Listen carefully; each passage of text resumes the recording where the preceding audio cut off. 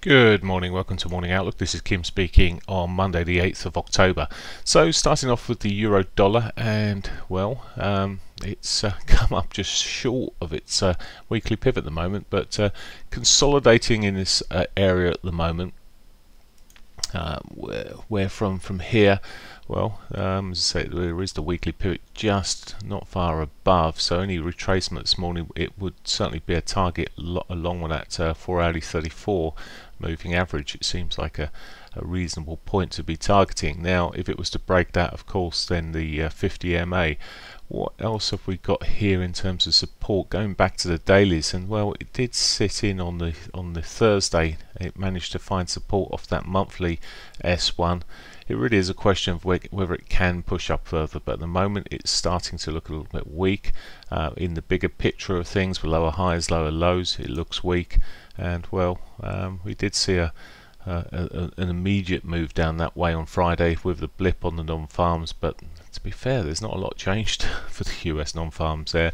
In fact, some of the figures from last month have improved. However, we'll see. It's now, as I say, trickling down short of the weekly, just on the daily there, heading south at this stage. But there are plenty of points of support. We're just running into one from Friday there, the lows there of Friday, just around about the bodies of the lows at least. So we'll see how this reacts, but it could easily, if it continues in this route, head off towards Friday's lows, and maybe more. It's got quite a pinch pivot sitting there, very little movement going through on Friday, and the movement even post news was not great. The pound, on the other hand, had a relatively stronger Thursday, Friday, ended up pretty positive there. And held on to the gains through the Asian session this morning, selling off a little bit at the moment. Its weekly pivots below, so well, that could tie in.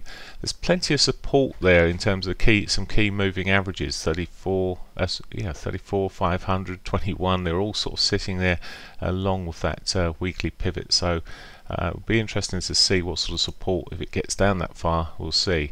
And the daily pivot's not far off of being hit at the moment. Now, of course, these could all be missed, and the daily pivot may provide the springboard. What we're seeing on the 60-minute is higher lows, higher highs, and it has been pushing through a little bit stronger.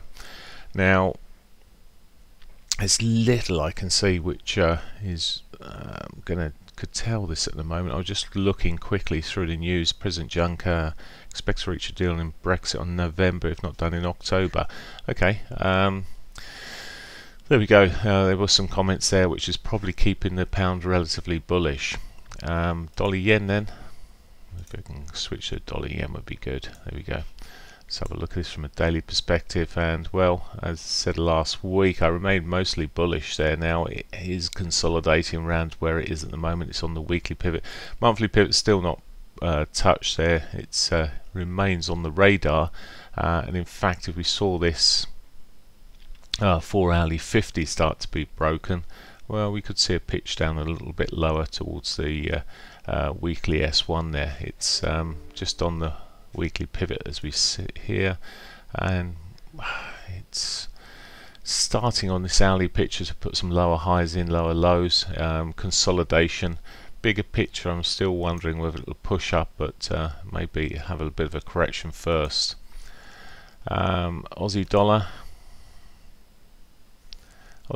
remains weak. There's nothing to do. I'm just looking at some bank holidays today for Japan, Canada, US dollar. There's nothing else out there, just bank holidays. So I would expect this afternoon to be quiet in the markets. We have the chance, the weekly pivot's above us on this Aussie dollar. There is a chance if it did start pushing up, it's a bit of a target, but at the moment it just looks so weak. There's a bit of divergence around the lows here. Maybe it'll pop up. Okay, and finally the Canadian dollar. It's filled the gap last week. It's pushing up towards its monthly pivot as we speak here, as I speak.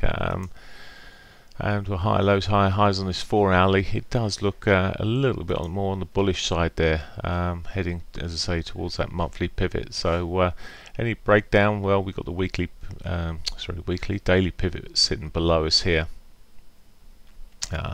The weekly pivot is also below actually, so any sort of strengthening, it has got a couple of targets and maybe a target for later in the week. We'll see how it moves off. It may, if it bounces, if it runs into the monthly pivot there, that may be a corrective move which sees it push down towards eventually that weekly pivot.